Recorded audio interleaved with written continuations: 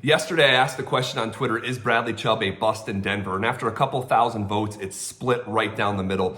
So I wanted to weigh in here with a video. And I was thinking about this last night, taking some notes. If you were forced to argue one position or the other in a mock trial format, which argument is easier to make? And as I went through it, one side becomes way abundantly clear that it's an easier argument, and that is Bradley Chubb is in fact a bust in Denver and didn't fulfill his projection as the second highest drafted player in the history of this organization. Does that make Bradley Chubb a bad football player? No, but two things can be true. And this is rather a nuanced conversation. It's not definitively black and white.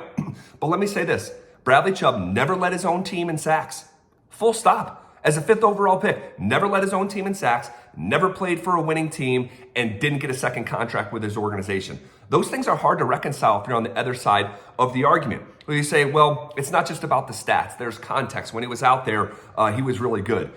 I watched every snap of Chubb's career so far. What games did he take over? What games did he wreck that directly resulted in a Broncos win? The truth is, Jason Pierre-Paul can count them on his bad hand. That's just the facts. Well, he was often injured. Guys, your availability is part and parcel of these sports bust conversations. Bradley Chubb nearly missed as many games as he had sacks in a Broncos uniform. Let me give you an NBA example. If I told you an NBA player played 10 years in the NBA and averaged double figures for their career, at one point was averaging 15 points a game, is that a good career? I'd say, yeah, hell yeah, of course. That's the career of Sam Bowie. Why has Sam Bowie been the face of sports bust conversations forever? Because where you're picked, your injury history, and who you were picked in front of are all context in these nuanced conversations.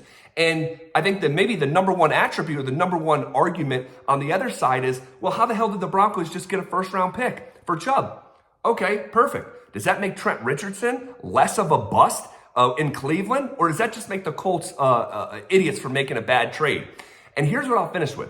Bradley Chubb's about to get paid $100 million plus. If the next 5 years are a carbon copy in Miami the way that they were in Denver, what are the Dolphins fans going to be saying about that contract? And I think that's your answer.